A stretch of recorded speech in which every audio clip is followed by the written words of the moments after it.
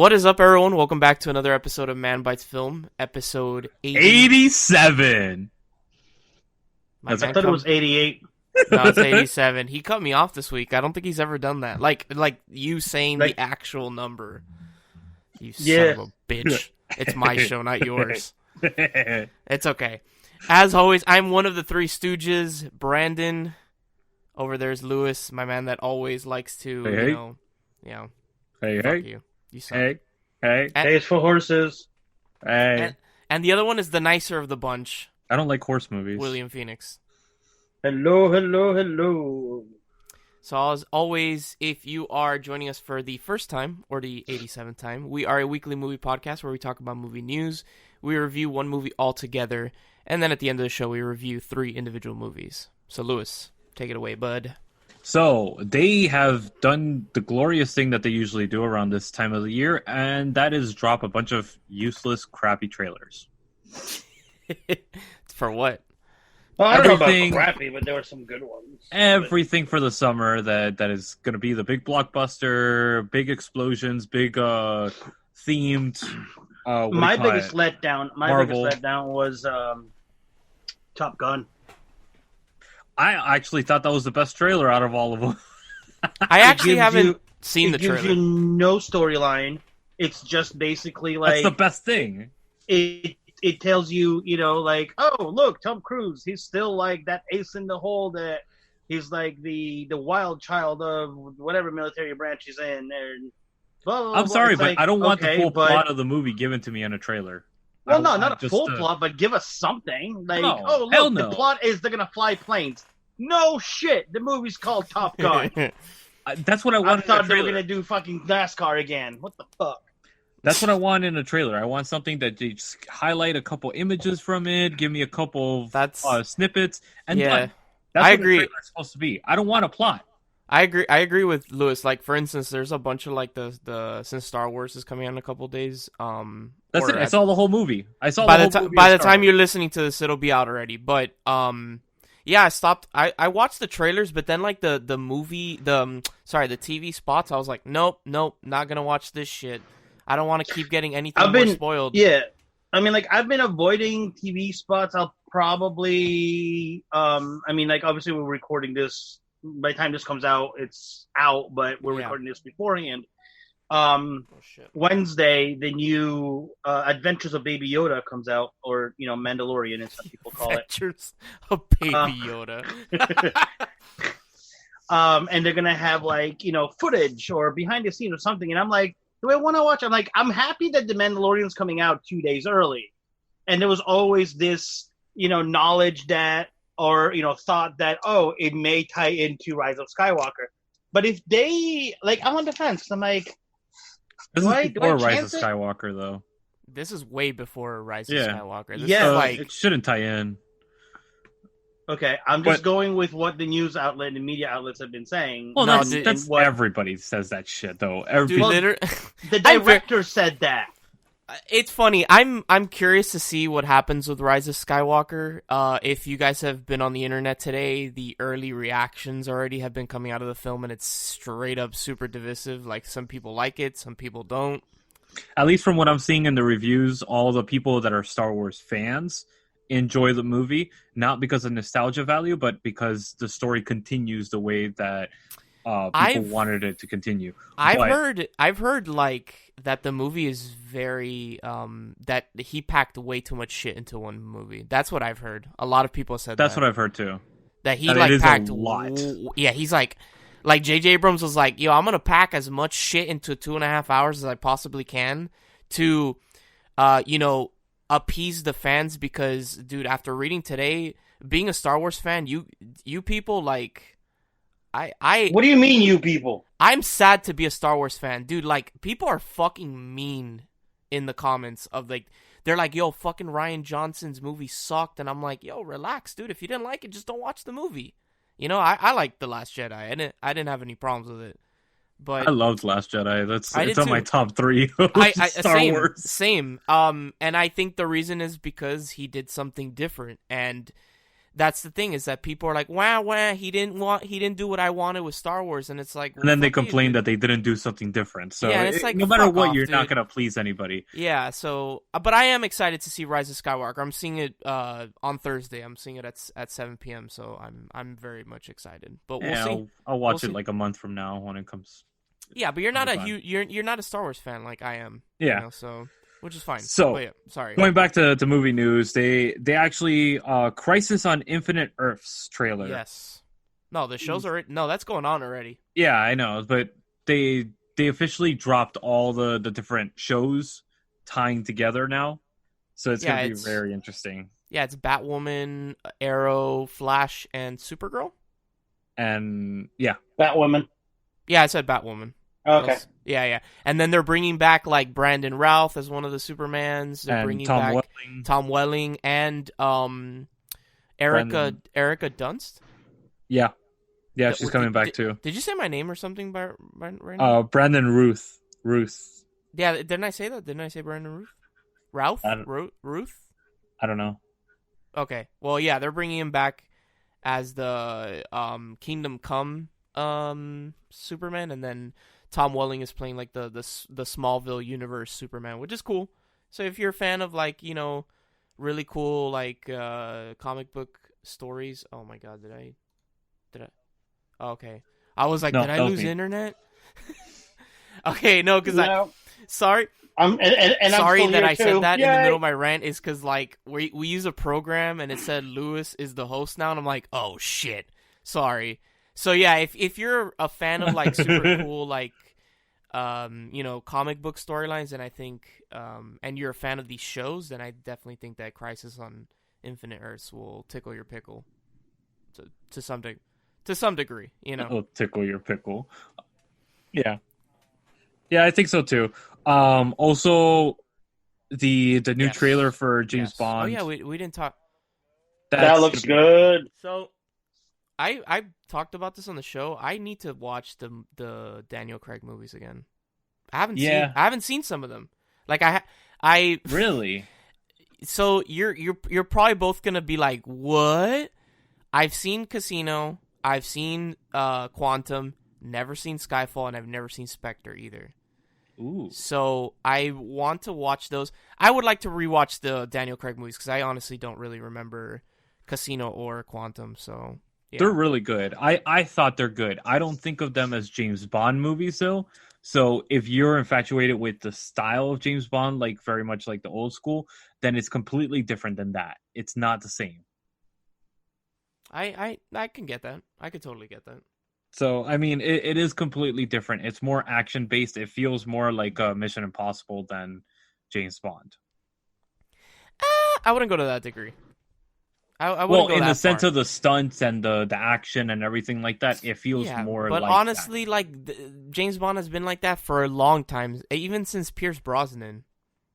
I guess, yeah. It was kind of like a mediocre version of that, but this guy takes it to a whole other level. It's fucking incredible. Yeah.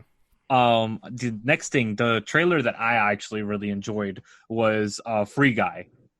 Oh, yeah. Which, this trailer is hilarious. And I don't enjoy trailers because they give away the whole plot. This gives away the whole damn plot.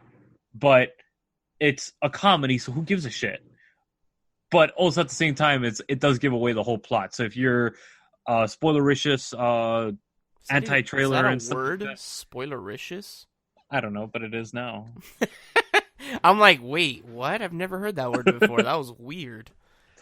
Yeah, so it definitely seems funny. It seems very much in the vein of Deadpool, like that kind of comedy.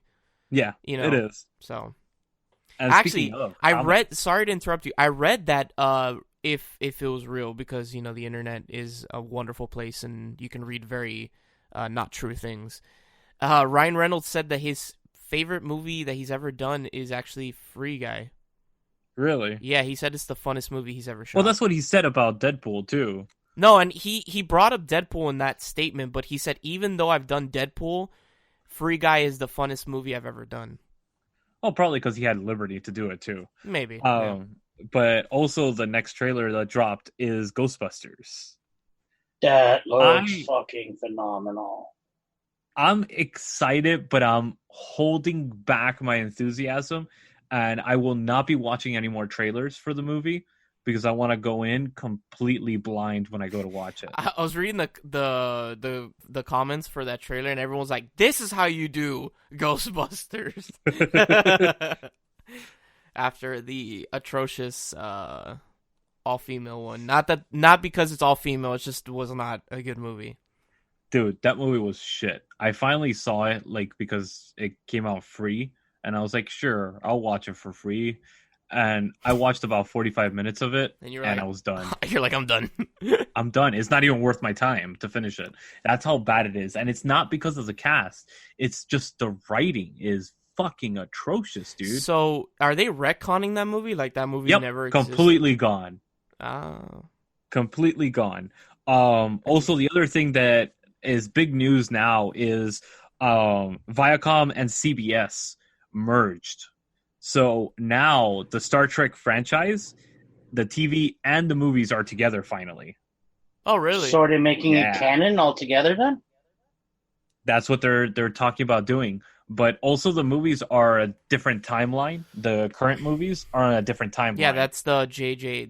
Abrams movies are like on a completely different. Or I forgot what the timeline is called. Kelvin. Yeah, the Kelvin timeline. Yeah. So it's completely different, but now they could actually merge together the different things. With Picard and all that stuff. Which honestly, if you've never seen Star Trek, I was about to say Star Wars, start a feud war here on the show. Right. If you've never seen Star Trek, honestly, I feel like the J.J. Abrams is they're a good place to like jump on board and see if you kind of like the Star Trek in general. And then you can branch out. You can go back. Yeah, then you can branch out and check out like Next Generation and OG series and all that stuff. So. The OG series is kind of wonky. It's campy. It's just it's very 60s. So I like campy. I like 60s shows. This is not a good show. I wouldn't go that far. I liked it because I used to watch it with my grandfather because he was obsessed with it for some odd reason. That's interesting. Yeah, my grandfather, he was completely obsessed. Like when I was a kid, I would come home when they would pick me up from school. He would, at 5 or 6, I forgot when, he would sit down and that's what he would watch. Oh, wow. Every day. That's funny. Yeah. I'm still tackling Voyager now. So, and dude, I'm taking my sweet time because it's so enjoyable. Like, I would love to do it, but dude, it's way too much. Like, Star Trek, all the series are like extremely long. Like, extremely, extremely long. So, far, my favorite character is Q, and that hasn't come out in a movie. Q is freaking phenomenal. He's like this prankster guy that he's basically the closest thing to a god in existence that they could interact with. And he's fucking hilarious because he's this maniacal, twisted fuck. And he's just great. I love his character, and I'm so excited to see more of him in Voyager. But yeah, anyways, besides that, Honey, I Shrunk the Kid is actually coming to Disney Plus as a reboot. What? Yeah. Joe Johnston is coming back. Are they bringing back Rick Moranis? Nope, he's in retirement. I know he is, but there's a part of me that holds out hope for that. He came out of retirement for one small scene in the Goldbergs last season, but that was it. Yeah, and he refused to come out for what do you call it? Little Shop of Horrors, that they were trying to remake that for the longest time. I don't even remember what was the last movie I saw him in, if I'm going to be quite honest. I don't know either. It probably Honey, I Shrunk Ourselves. That's probably. Yeah, that's, yep. Mm-hmm. Probably. Also, did you guys see the new pictures that they released from Bill and Ted? Yes, I did. I haven't actually. No. Yeah, it's three pictures, right? Oh, yeah. 3? Okay. Yeah.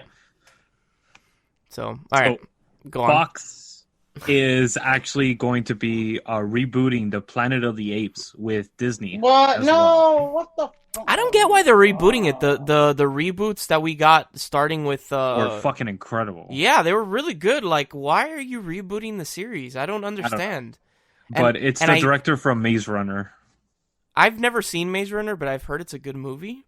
It's okay. It's not great. No, I'm not saying it's like anything out of this world, but and all the Planet of the Apes movies that have come out recently have done well, right? They're not. Oh yeah, they've done really good. Yeah, so I don't understand why the hell they're rebooting this. Whatever. I don't know. They always want to reboot everything. Disney wants its touch on it. Wants its tentacles on everything. As I tell Lewis on the show, where have you been touched? What has Disney not touched at this point? Right.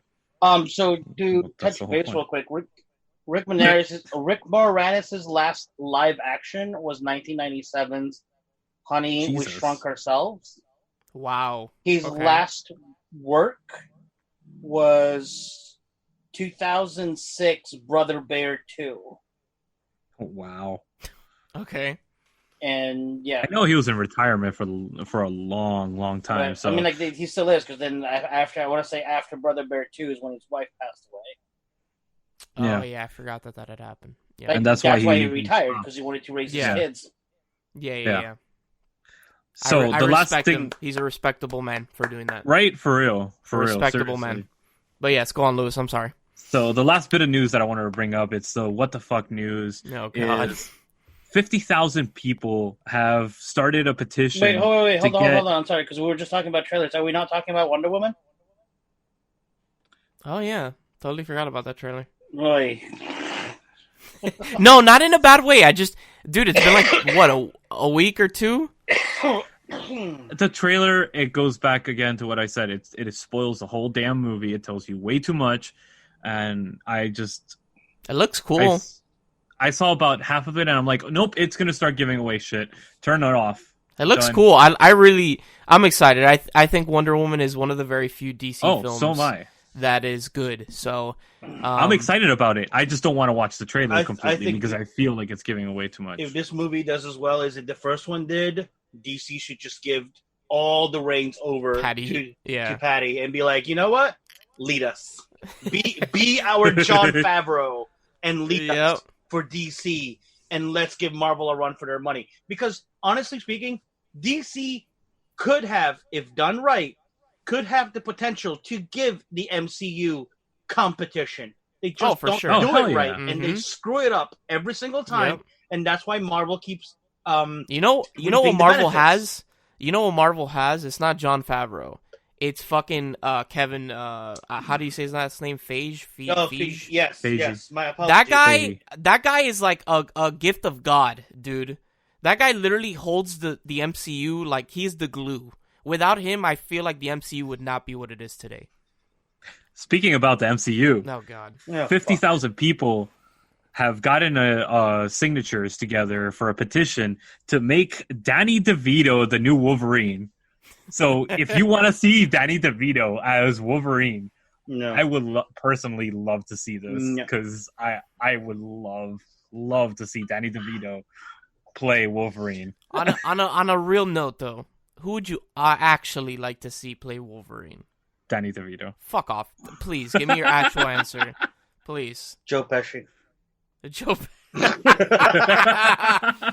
Oh God. But Joe Pesci from Home Alone. Oh yeah, that one. Definitely not the Joe Pesci from The Irishman. Oh, whatever. No, but I don't know real, who would make a really good. Oh my God. A really good Wolverine, man, is that Hugh Jackman did a crazy good job as he Logan. Did too good of a job. Yeah, that's the thing. It's like Wolverine is like Joker. It's like no matter who takes up the claws in this case, they're going to be criticized up until they are allowed to perform on the screen, and people that are like, oh yay, when they announced Heath Ledger as Joker, oh my God, people were losing their fucking mind. People had a titty attack, yeah. They're like, he's not going to be no Jack Nicholson. How could you not have Jack come back and be... Blah, blah, blah. And then all of a sudden they're like, oh shit, he's actually It's good. like the second coming of Christ when he portrayed the Joker. It was ridiculous. Right? So, I don't know, with Wolverine, it's hard. It's really hard. I used to think maybe Tom Hardy, but then he's Venom, so it's like that's out of the question. That's another thing. A lot of action heroes now have become part of the MCU to where it's hard to shift him over. I can to a see different Daniel role. Craig. I Daniel can see Daniel Craig. Daniel Craig as Wolverine. Interesting. No, Daniel Craig's no. Like nothing wrong with Daniel Craig. I think he'd be a He has miscast. the acting. He has the potential to act. He well. doesn't have the body, and he doesn't have like Can we just the anger that can be portrayed that Wolverine would portray. can we just bring back Chris Evans, put some makeup on his face, and just make him Wolverine? Why Chris Evans? I don't know. Yeah, no. I don't know, dude. I just thought of Chris Evans for some odd reason. He's buff. Oh, because he played the freaking yeah, he's what buff. do you call it? He's good looking. You know, he could totally pull off like playing Logan. I could see it, but yeah, I don't know. I honestly can't really. John think of anybody. Malkovich.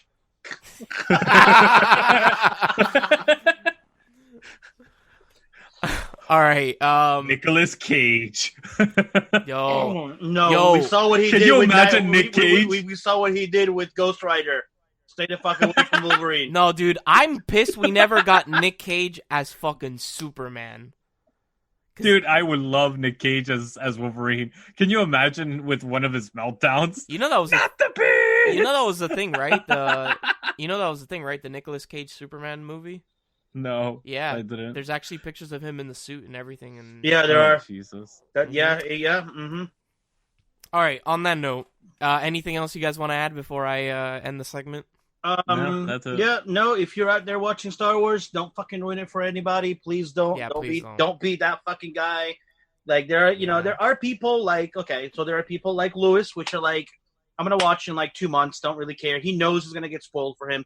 But then there are those people which legit don't have the time to go out and say it and see it. So don't be that dick that's like, let me tell you all about it. It's like, fuck off, dude.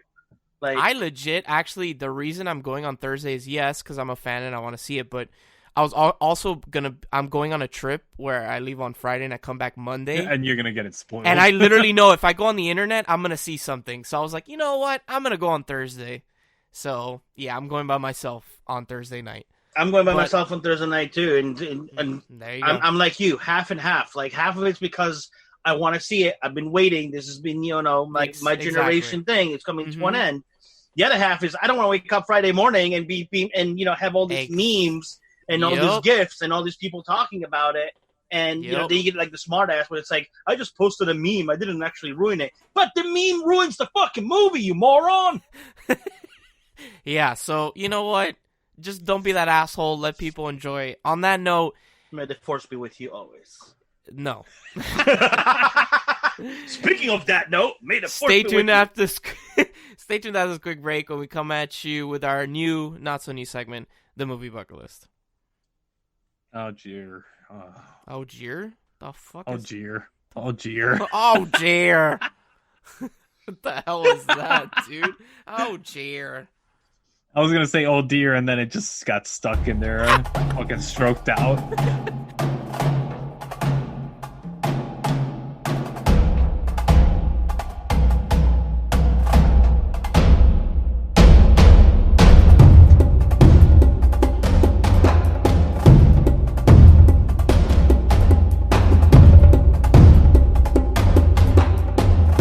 Alright guys, welcome back for our new, not so new segment, the movie bucket list. This is where William gets these magical posters that have been bestowed to him by the gods. They're gods now, they're not aliens anymore. That's cool. Yeah, they're not aliens anymore, they're gods now. They have these movies that, you should watch before you die kind of thing going on, and he surprises Lewis and myself every week, and then we debate amongst ourselves if it should or should not be on this list. So, William, what is our choice this week? Oh, our choice is of the classic, but not the way you think it. Not section. Oh my god. Of the I'm thinking of the classic genre. Genre. There we go. Stroke out number 2. Right? Yeah. Jeer and then genre. Jeer and genre. It totally fucked us up, man. It's the G's, dude. They're fucking us up. The G's are fucking us up. No, man. It's the Jeer. OGs. Oh, man. No, yours was the D, dumbass deer. Oh, yeah. Deer. Whatever. Wow. Doesn't even know the alphabet. All right, buddy. It's okay. Wow. I'm just literally feeling right now. Going, do we just restart? Do we keep going? I don't know. No. What are we fucking talking about today? I need a little night music over here. No, keep going. Cue the drums. That was no. See, there's the hints. Yo, that legit. I'm not gonna lie to you. That kind of scared me. I didn't know where it was coming from, and I'm going crazy, dude. I'm hearing laughter. So if you haven't picked up on the two hints, the one being a little night music, the other one being that wonderful laughter. Not that one. The one you were playing before. That one. The movie bucket list is Amadeus, which is based on, well, loosely based, but it's based on the life and times of Amadeus Mozart. Cue the sirens. We have a banger alert on our hands right now. Amadeus is godly. Just saying. Amadeus is really good. I like that movie a lot. Okay, I was like, where's he going with this? Oh man. So, banger alert. This movie, I like this movie. It scared the crap out of me when I was a child. Really? Was it the laughing? No, actually, it wasn't laughing. It was his father that scared the shit out of me. Because he wears the big long black cloak. And you have to remember, Amadeus came out in 80s, right? 85, I want to say. 84. I was 4. Because we were living in Germany. Because the first time I saw this movie was in German. And, 84. Yeah. And we went to see it, and there's the scene where he's reconciling with his father, and his father's wearing this big long, almost like Darth Vader looking cloak and mask with the big black hat, which you'll see on some of the posters for Amadeus. And it scared the shit out of me because I'm like, what is happening? I thought we were watching something about Mozart, and all of a sudden I thought death had showed up. And then literally when I left the movie theater, it took me a while, but I believe I asked my parents why was Darth Vader in the movie? It made no sense to me. Ironically, what I remember most of the movie, and Lewis will attest this because we're cousins, is the cover of the movie, because our grandma used to have the VHS of this movie. Yep. And I actually didn't watch this movie till I was in college for the first time, but really, yeah, I watched it for a music class. But I always thought that the cover looked weird and mysterious and kind of creepy. I don't know. I got creepy vibes from it. It looked like Aleister Crowley. That's what it looks like. Yeah, it legit looks like Aleister Crowley, summoning something in the background. Yeah, if you've never seen the cover for Amadeus, go Google it right now and you'll see what we're talking about. It's pretty weird and cool. I like it. It's nostalgic to me, ironically. The cover is nostalgic, not the movie. It makes no sense, but whatever. So yeah. What do you think, Lewis? I love this movie. This movie, I saw it during a re-release in 94, I think it was. 94 or 95. Whatever year Braveheart came out, because I saw it the same day as Braveheart. The same day? Yeah, the same day as Braveheart. Dude, were you in the theater for 7 hours? It was my parents, dude. They loved that shit. They love doing that to me. That's when he got touched. We finally got it. Dude, seriously, man. It was 6 hours of fucking movie time. That's why when it comes to Lord of the Rings, I'm like, okay, it's only 4 hours. It's not a big deal. But all I remember is that my dad told me this was the same guy that did One Flew Over the Cuckoo's Nest, which I had just seen the year before. Yeah. Oh my god, I didn't know that. I didn't even realize I picked the right movie for the perfect week. We were just talking about the Star Wars is coming out or is dropping, today, Friday, and there's a connection between this movie and Star Wars, which I didn't even realize until I started going through the cast. Wait, there is? Yes, one of he's not an extra because he does have a very small role in one of the scenes where there's the party going on. There's what's called a parody comedian, and he's played by Kenny Baker, who, if you don't know who he is R2-D2. Yeah, that's true, yeah. And also, there's a connection to another Star Gate, actually, which is Murray Abram Solari. Wait, which one? Oh, Wait, which one? F. Murray Abraham. Yeah. The one that played Antonio Salieri. He's famous as well. Yeah. Yeah, he's one of the main characters. He's one of the main people, the original people in Stargate, the movie Stargate. Yes. Is he? Yep. And Jeffrey Jones also is. He's in Beetlejuice. Huh. The more I look at this, the more I start studying. Vincent Schiavelli is he's known in a lot of places, but I remember mostly from Ghost. But he was also in One Flew Over the Cuckoo's Nest. Yep, same director. See, so like there's a lot of connection to a lot of movies. Ironically, Mozart this guy himself. Was really... I'm like, what else? Never anything. But yeah. He kind of looked like this director has a fucking eclectic choice in movies, dude. 1999, Man on the Moon. 96, The People versus Larry Flint. Amadeus 84. Hair in 1979. One Flew Over the Cuckoo's Nest. And then a bunch of movies that I've never heard of. Yo, legit though, if you look at a picture, if you Google Tom Hulce, Hulce, the picture that they have with him with the beard and the hair, I had to do a double take. I could have sworn it was fucking Robin Williams. Holy shit! Yeah, now that I'm looking at it, and yes, right? It does look, yeah. I go. Which one? Like Tom literally the first. Tom Hulce, like the guy that plays Amadeus Mozart.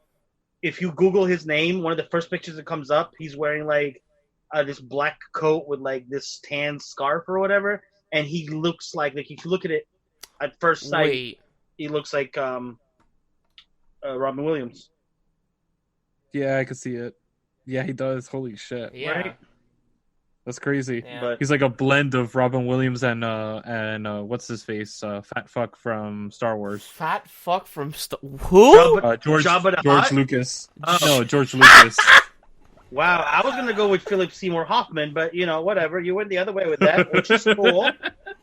That's cool. Jesus, man. I think Patrick Hines is another big name actor that's in it too. But dude, this movie is beautiful. It is. It is. Like it's a long as fuck movie, but it is entertaining. Yes, it's very entertaining, and this movie actually, because of it, I found out that Mozart is my favorite composer. I like his music the most out of like. I like Beethoven the best. There you go. It's a really fun movie. Is it as historically accurate? No. Not really. No.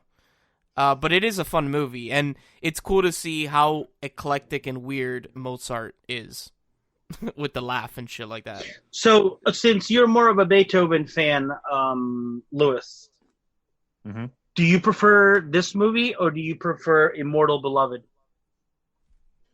I've never seen Immortal Beloved. Are you serious? I've never even heard of it. I'm looking it up right now. So good. Somebody else brought it up, but I can't find it anywhere, so I haven't been able to watch it. Wait, there's a 1951 film or a 1994? Oh, 1994. 94, yeah. Oh, it's Gary Oldman. He plays Beethoven. Of course he does. Cool, like how he didn't win or at least get nominated for an Oscar for that, I don't know. So, can we get down? Is Amadeus worthy of being on this list?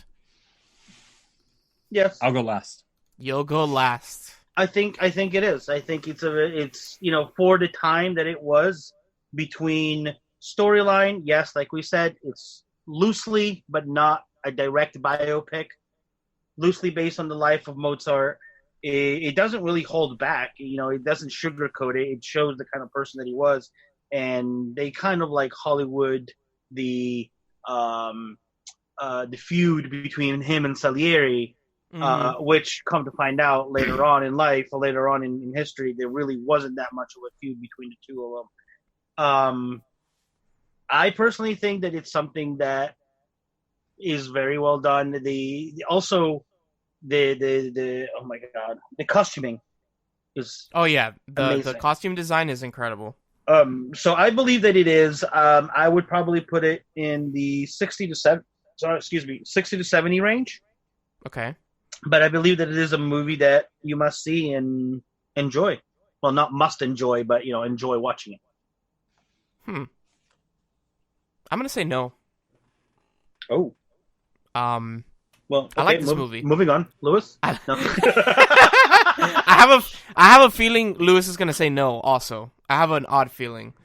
Okay, so why no? You can either confirm nor deny. Lewis, you can help me out in this one. I don't think it belongs on the top 100. I knew it. I had a feeling. It's a good movie. I actually really enjoy the movie. Is it like a movie that if I put up a list and gave it to someone and was like, you need to watch all these movies like before you die? This is definitely not on there. No, it's definitely not on there. But it's a cool movie. It's not. There's so much better, like William was saying, the costume design and all that stuff. Yeah, that's great. But it's also not the best costume design I've ever seen for a period piece. If you want to look at costume design, look at Barry Lyndon. I knew you were going to say that movie. Barry Lyndon, it's not a great movie by any means. But if you want to look at costume design, that is the best costume design I've ever seen for a film. And it won an Academy Award for that reason. And besides, the cinematography is fucking gorgeous. But Amadeus, the story is completely fucked up. It's not real. It's not based on historical fact in any way or form. It's a fun movie. I enjoy it as a comedy, but I don't enjoy it as, which is fine. I like, wouldn't look at us. Say it's a piece of cinema or a piece of history. No, I definitely do not. Which is fine because, like, look, a couple weeks ago we reviewed The King, and I thought that was a really good movie, and that movie's not historically accurate for, Yeah, exactly. They're fun movies, but I wouldn't put it on the top 100. Same reason I wouldn't put The King at the in the top 100. Exactly, yeah. Like, it's a quirky movie. It's cool to see, like, Mozart and shit and how weird he was, and, like, the non... But it is a good movie. It's nice to hear the music, like, if you're into, like... classical music, it's really neat, and but it is also a very long movie. It's very enjoyable seeing the journey of Mozart from the beginning to the end of the movie, and the way that the storytelling is done. It is enjoyable and it makes sense, but it's very historically inaccurate. Yeah, so that's where it kind of like. So I guess Lewis and I will win this week and say that no. It should not be on this list. It's my segment. I win. William wins. Well, I'll tell you what. We'll compromise. It's my segment. My vote counts double. It's a tie. Okay. I'll take it, bud. I'll take it. Stay tuned after... I strongly disagree. Stay tuned after... Nobody asked you, Susan. Wow. Stay tuned after this quick break when we come at you live with the main segment of our show, the main review, which is my pick, Klaus.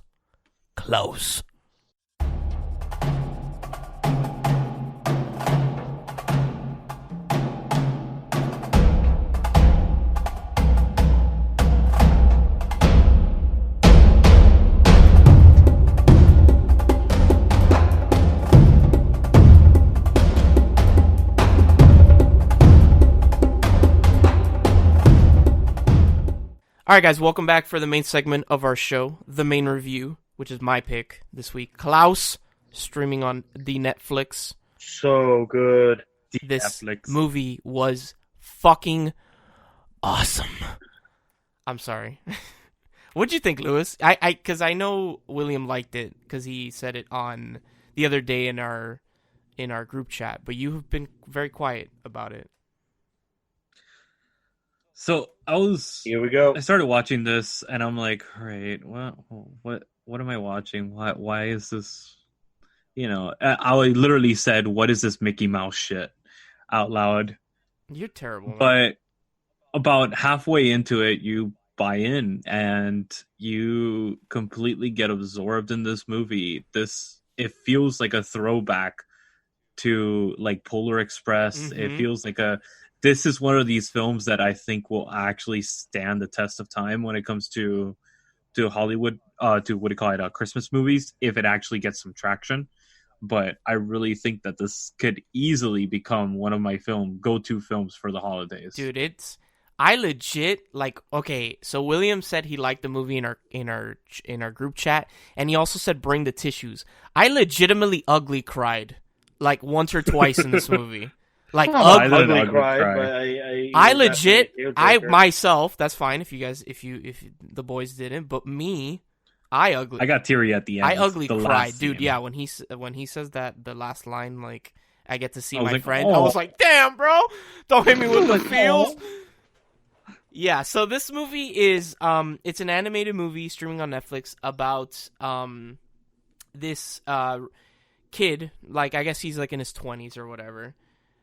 Jesper, who works for his father in like this postal service, and he's like a total, like a guy that just doesn't give a fuck. He's pampered and all this stuff, and he's privileged. He's privileged. His father is the head is the head of the post people. Yeah. Pulled all the strings to get him in there, and the kid's like, I don't have to do shit because he's my daddy.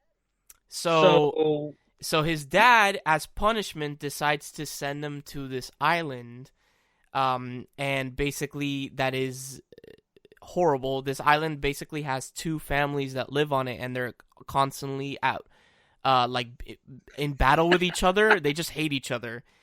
Dude, it reminded me of what do you call it, Gangs of New York, and I was like, I was waiting for the butcher to come out. I was like, yes, I want to see Bill the Butcher. Yeah. Bring out Bill the Butcher.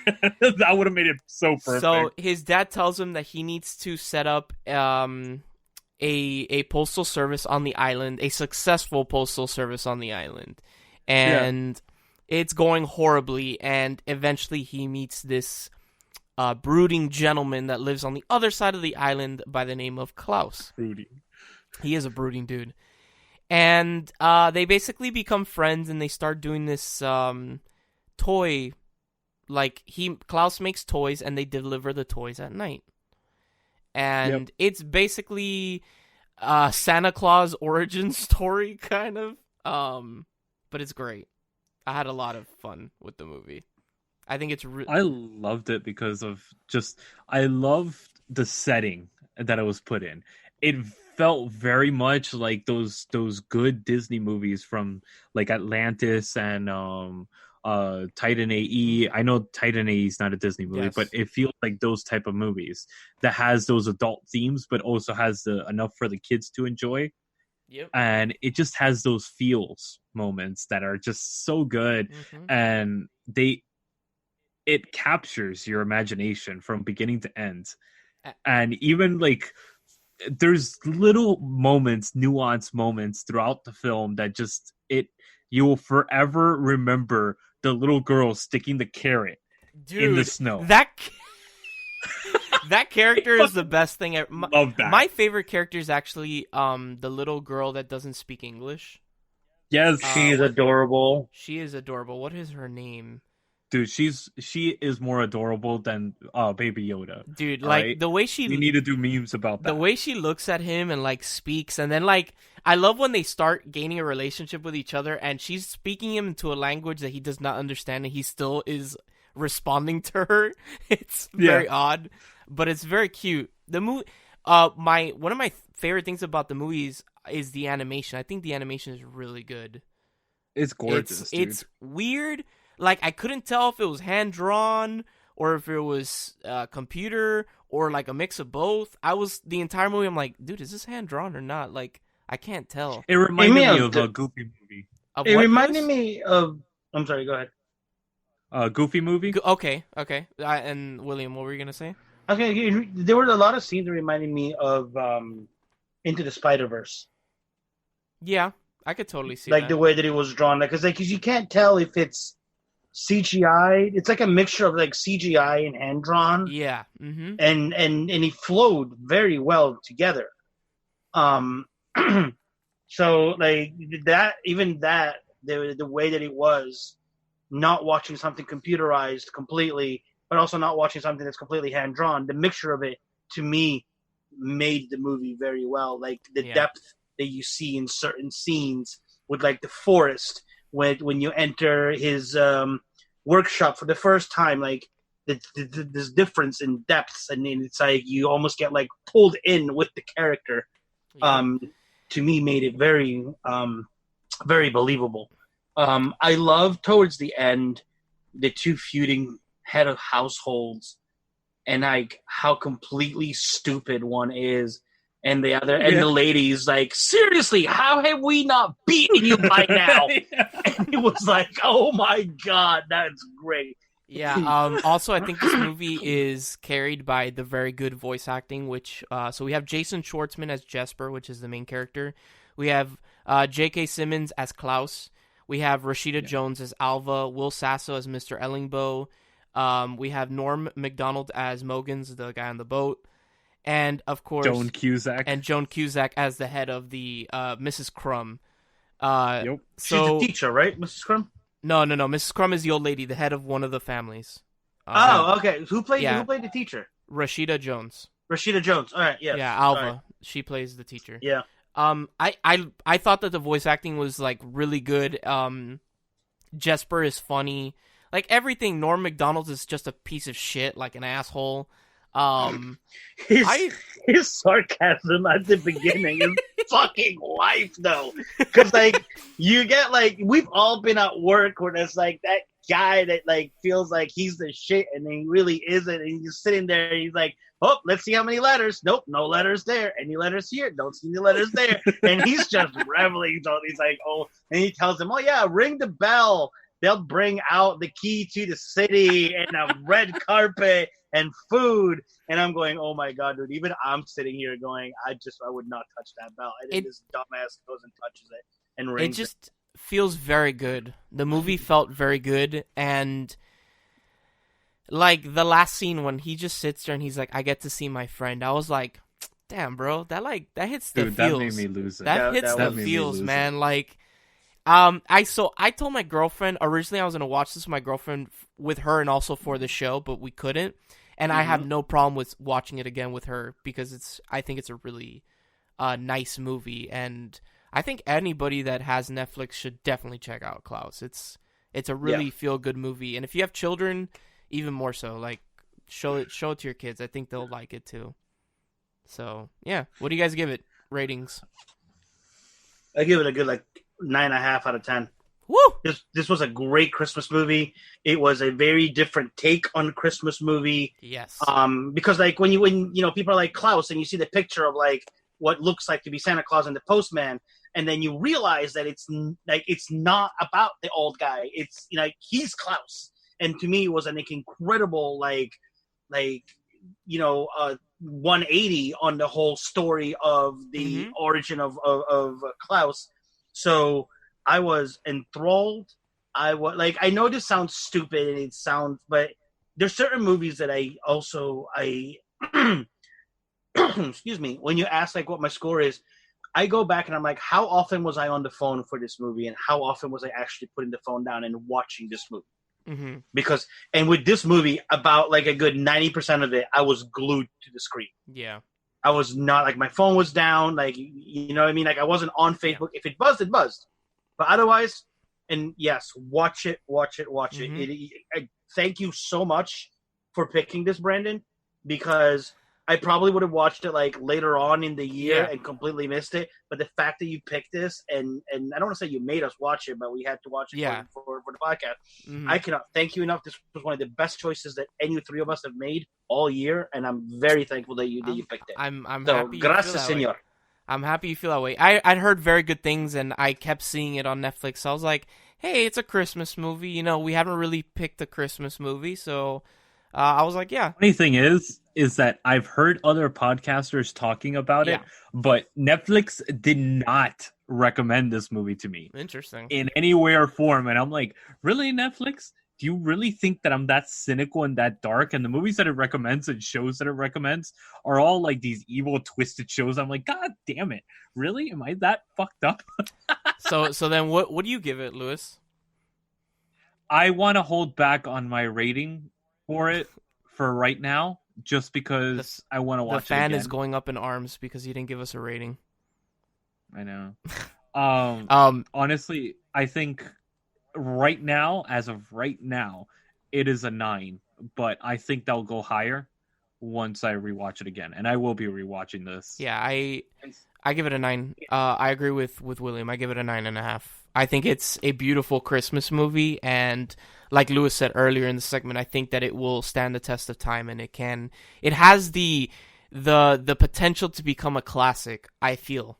Yeah, I definitely feel it's the same way that Polar Express did, because Polar Express wasn't big the year that it came out. It got big little by little with the culture of it, it became a huge thing. So I think that this has the same effect. Now, everybody out there that's seen the bad reviews of this film and stuff like that, yes, there is a lot of plot holes. It's a kid's film. Yes. It is an enjoyable, wholesome film. So yes, there are going to be some plot holes with some of the characters, why there's sudden changes and shifts in tonality and all that stuff. Yes, it is a fucking kids movies. Stop holding it up to like this like fucking masterpiece of cinema. This is not the top 100 films of all time. Yeah, definitely is not. This is an enjoyable movie that you could watch for the holidays. So I definitely go in expecting it like that, and you will have fun. Just don't be a sourpuss watching it. I agree. So, do yourself a favor. Go watch Klaus, streaming on Netflix. Stay tuned after this quick break when we come at you with our not live. I was about to say new, not so new. I had a brain fart there. Stroked out. Now I stroked out. We have all stroked out once on the show tonight. That's right. Stay tuned after this quick break when we come at you never live with the final segment of our show, the individual reviews. And the fan will make an appearance.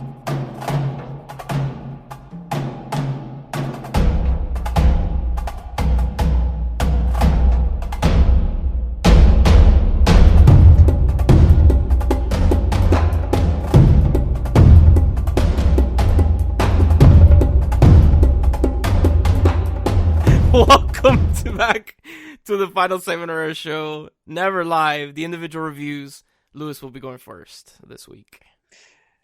Yes.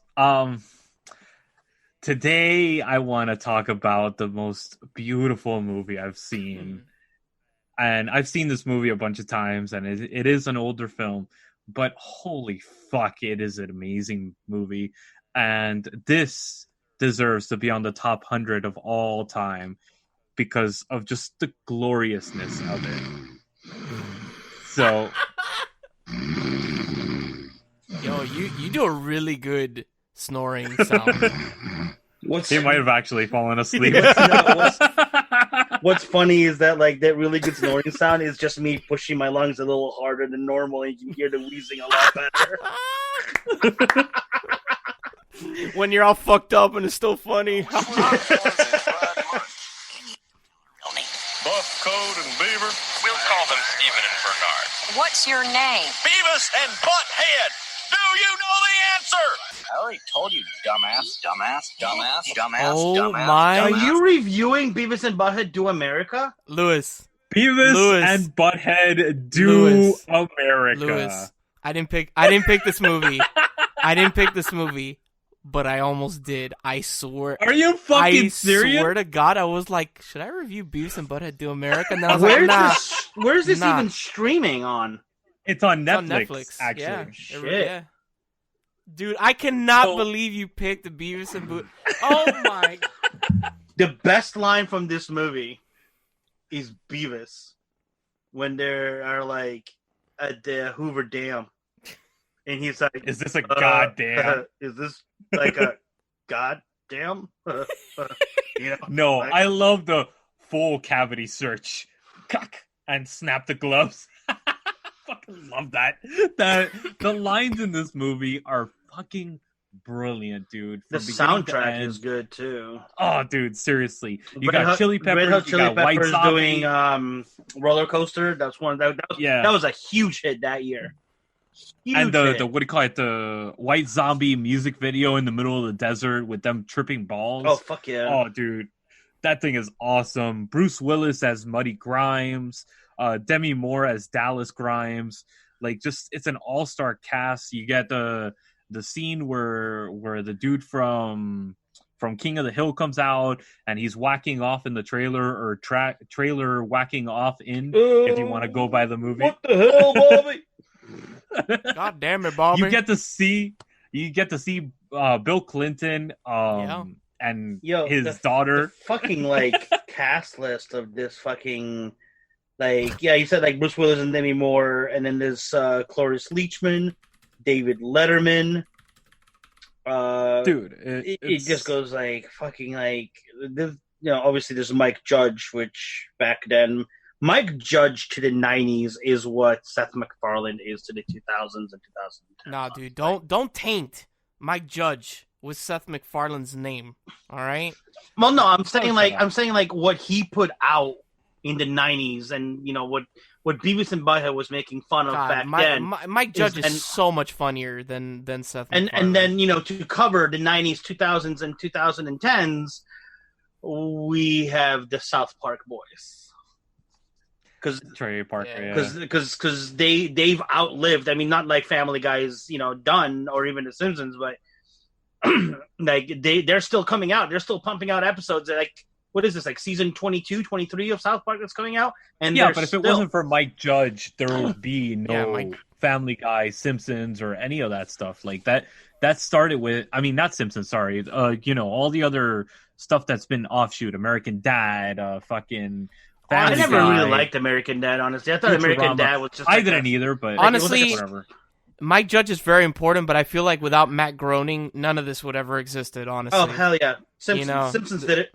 The Simpsons started it, and that's it. I think Beavis and Butthead started it, but sure. Really? I think So I think Beavis and Butthead started the whole because Simpsons were obviously already making fun of certain life events, but trying to still keep it more on the family, Sunday night family cartoon level when they were coming out.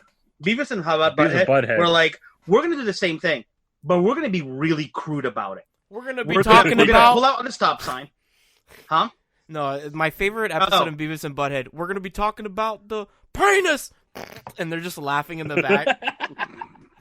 No, my favorite is the Spanish one where they have to say a sentence in Spanish, and the teacher's like so frustrated with these two idiots in the back, and he goes, Beavis, you need to say a line in Spanish, and it goes, rico suave.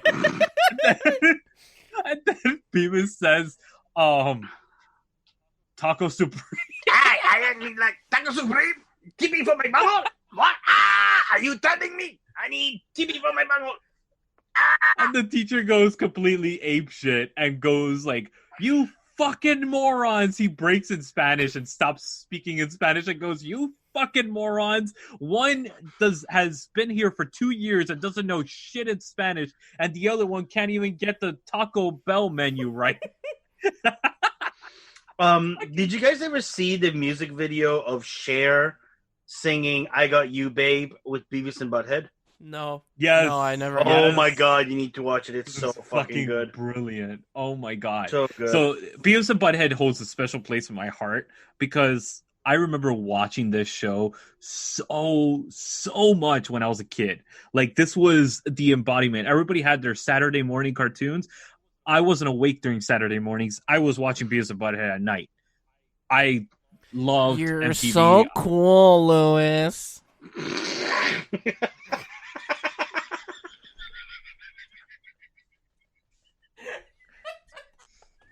Listen, you fat fucks. What's up, Baldy? Hi, I'm Louis, and I'm super cool. I only watch cinema. Money, please. Okay, so you stayed up super late watching Beavis and Butthead.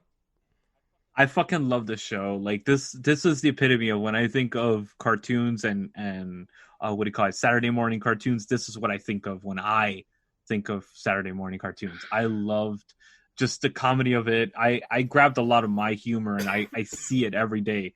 That crude humor that I have, and I do the little snicker and stuff like that, the little side smile and all that from Beavis and Butthead. I captured a lot of mannerisms from that. And I love the social satire of it. I fucking love the social satire behind this show and movie.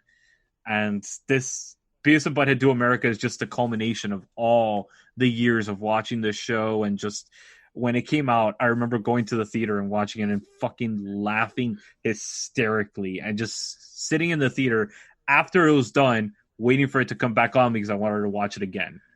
So this is a 10 out of 10 for me. I fucking love this movie.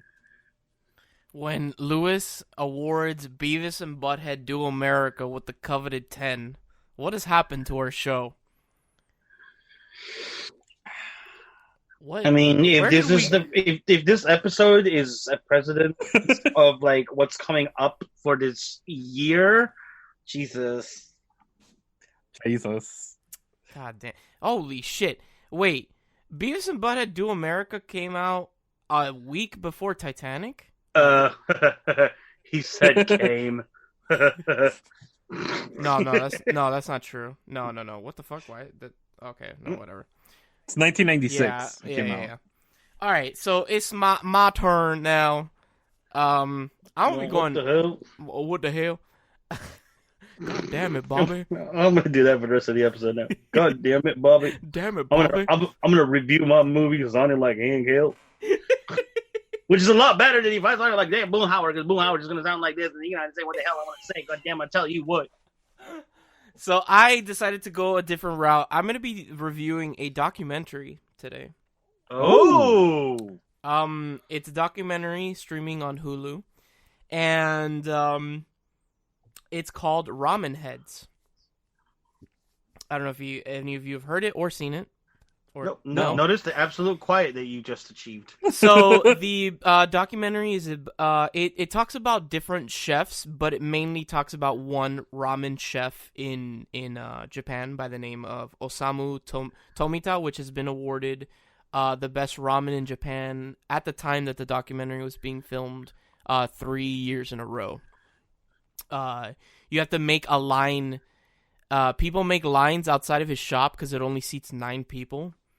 They'll make a line at 6 o'clock in the morning to buy a meal ticket, and then they'll come back at the time that their meal ticket, like for a reservation, basically. Wow. Yeah. I actually looked it up on Google, and people give it rave reviews. They're like, but you have to get there extremely early. That's the thing.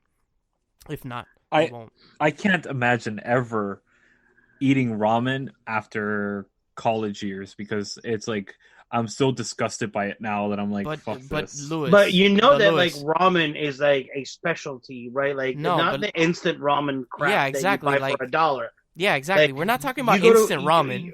You go to like a Thai restaurant, you're eating ramen noodles. They're just made different and they taste better because they are freshly made. They're not like dried up and you can smoke them. Really like this documentary.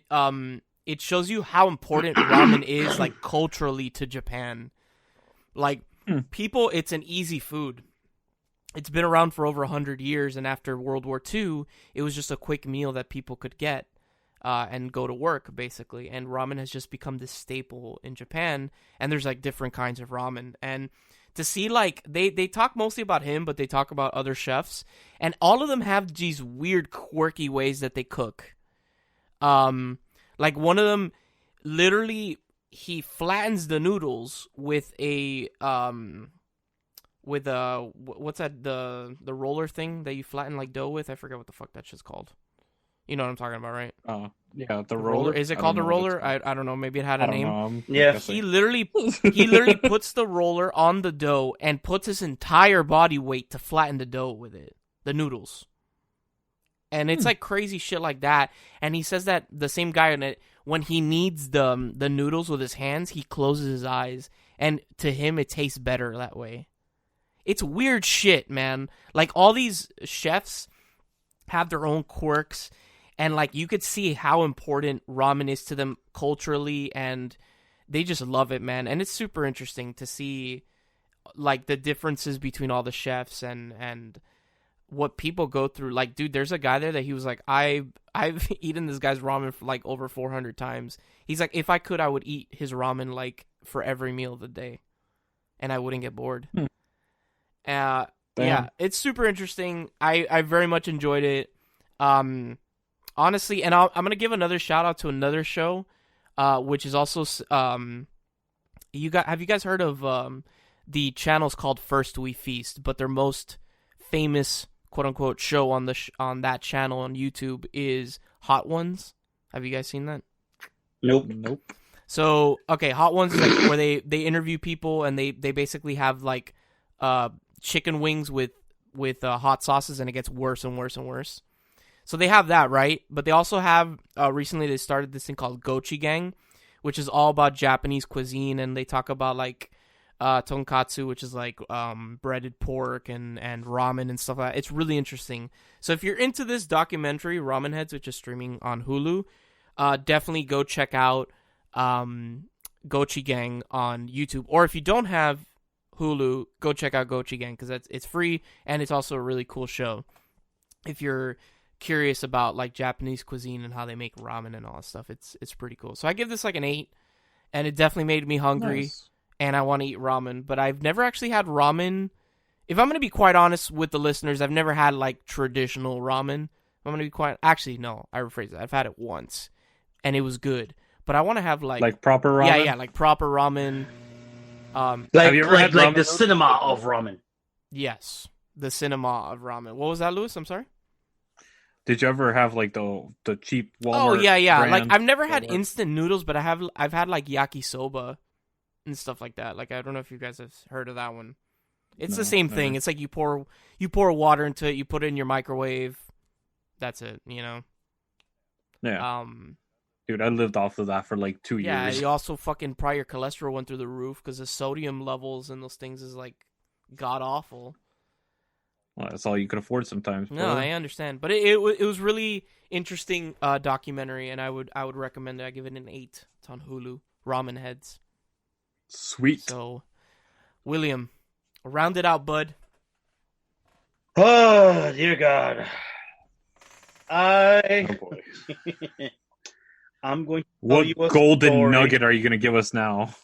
I'm going to give you the most Michael Bay of Michael Bay movies to Jesus ever Christ. Michael Bay.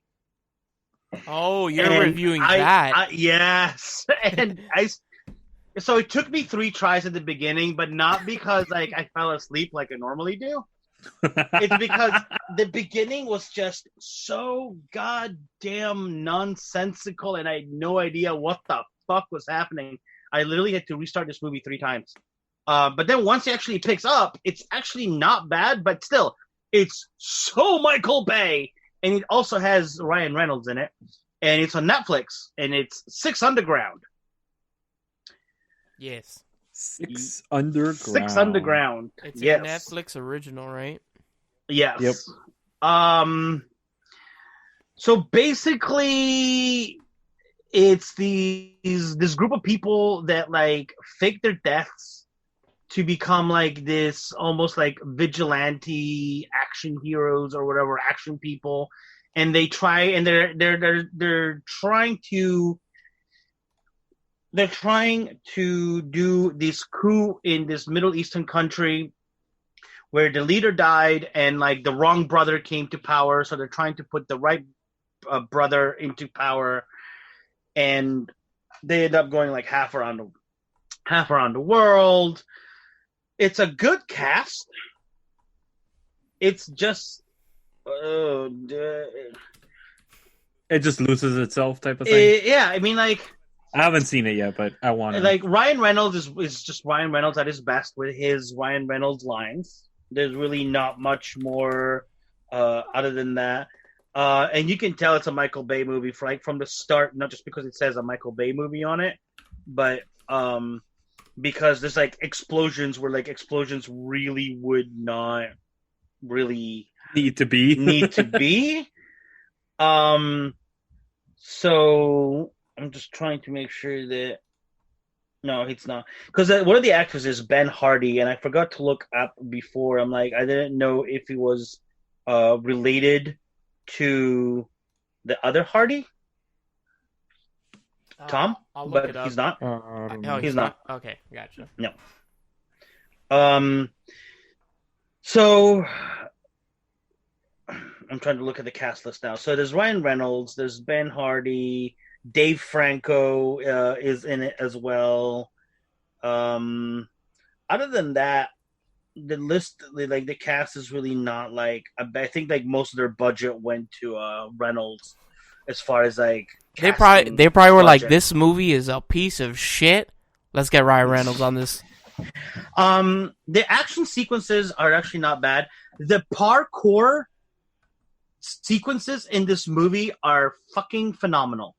It's like literally they strapped a GoPro to somebody and told them, go, have fun. Because it's like first person view, like you're almost there.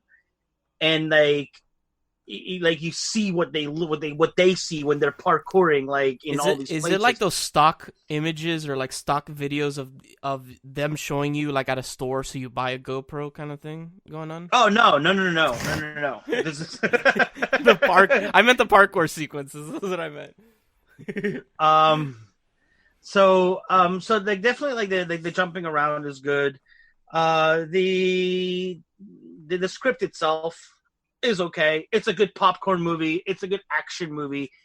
It's a decent Michael Bay movie. It doesn't take itself seriously, even though the plot could be on a serious level, but it never really takes itself seriously. And it's enjoyable. It's an hour and a half, I want to say, something like that. Maybe an hour 45. It's not too long of a movie. If you can it's 2 hours and 7 minutes. Oh, 2 hours and 7 minutes. Still not that long of a movie. After watching The Irishman last year, anything shorter than that is not a long movie for me. But if you can get past the first 20-25 minutes, where it's like there's a lot of whatchamacallit, not backlash. The movie's called Six Underground, but there's 7 people. Yes, there's a reason. It does make sense, I promise you. Flashback, that's the word. I'm just like, what? Yes. But if you like action movies, if you like, the big explosions, if you like Michael Bay, watch it. I give it a good 6.5 out of 10. It gets a little out there at some points, but still kind of like, it got to the point where I'm like, I don't want to stop watching this. I want to see what happens. So it caught my attention enough to where it's like, okay, you've got me hooked now. Now I want to see how this ends. It's very graphic. It is very, very graphic. So definitely not something you want to watch with the children. A lot of deaths, a lot of head explosions. Nice. Yes, I said it. The explosions? Like head explosion. Like literally this one part, this bad guy gets a flashbang shoved in his mouth, and then he pulls the pin. Oh my god! That kind of action sequences. So yes, you sold. There you go. That's how I'd sell it. So there you go. That's my review. 6 Underground, good, decent, right down the middle. Michael Bay, Ryan Reynolds, meet up movie. Enjoy it. And if you like gore, if you like that kind of song, you'll definitely like this movie. Cool. Sweet. All right. So awesome. William, before we go into that, we are going to be dropping a special episode on Christmas Day, and this is our first commentary version of the show. So we're going to be actually doing a commentary on Home Alone, the amazing Christmas classic with Macaulay Culkin. You stroked out a little bit there. It's like a riff tracks like commentary. It's just us shooting the shit as we watch Home Alone and talking about all the random theories that surround the movie. And also, when that drops, if you guys enjoy it, let us know, because we might want to do it again. Yeah. And then for New Year's, we're going to be dropping... Yeah, with better Wi-Fi. Yeah. And then for New Year's, we'll be dropping another special episode as well, that it'll be a surprise for everybody, because we don't know what we're going to do yet. So awesome. It's a surprise for us. All right. So William's going to be he's going to be choosing the movie for the 10th of January, I want to say. 10th of January? 10th? I believe so, yeah. Yes. Okay. So what is that movie? It's going to be the first movie of 2020. 2020. Oh, 2020. And Oh, boy. I struggled, but then I'm like, all right, I want to pick a movie that's fun. I want to pick a movie that, I mean, we've all seen, but like, it could be like a guilty conscience. It is a classic. Guilty pleasure? Yes, sorry. Guilty conscious? Yes. Guilty conscience is what I have for what I'm Someone about to has make a you guys guilty watch. conscience. Shit. Oh, okay. Oh, come on. Have I ever picked a bad movie on purpose? On purpose. Yes. Like what? I would have to go back through the list. But William, yes. William, what's the movie? What's the movie? So it stars, and giving you who stars, you're going to figure it out real quick, but it stars Brendan Fraser. Oh, fuck. Okay. Adam Sandler. Oh, God damn it. And Steve Buscemi. Fuck off. What movie is this? It's Brendan Fraser. I hate fucking Brendan. Hey! Why? Why? It's got Chris Farley in it. It's got Joe Montana in it. It's got Judd Nelson. Is that Monkey Bone? No, it's got Ernie Hudson, David Arquette. It's got Lemmy. It's got Harold Ramis, Rob Zombie, Kurt Loder. Are we doing Airheads? Yes, we're doing Airheads. Okay. Oh, okay. Boom, turned him around. That's twice I turned him around today. I turned him around on a Michael Bay movie, and I turned him around on a Brendan Fraser movie. It is the start. It is the ending to a good year that's going to kick off a great year for us here at where are we? Oh, Manbitesmedia. Manbitesfilm, buddy. Manbitesfilm. Jesus Christ. Well, media, film, retro, blowjobs. You know, we're biting something. On that note. But yes, I really hope we're doing there's Airheads. no biting involved in that. I love this movie. It's funny as hell. I thought you guys would enjoy it because it's kind of like us. We're three idiots with a mic. They're airheads.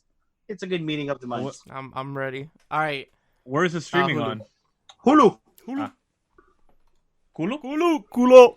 Hulu. No, Hulu. Hulu. No. That's a Latino streaming service for That's porn. not us. That's porn at that point. So again, if you enjoyed us, listen to our other stuff. We got Madman with a Mic, Lewis's thing. We got Jesus Christ taking the inhaler. We got Jesus Christ. Oh my God! Taking the inhaler, bud. Taking the inhaler. Breathe. It's okay. We got Candlelit Blowjobs. We got Cellar Door, which is all about Lord of the Rings. That's Lewis's baby. We got Wizarding World with William Phoenix. That's about Harry Potter, of course. William's baby. Hell yeah, brother. Let's go. What about that? Does when we get copy striked or some shit? Visit, shut that shit off.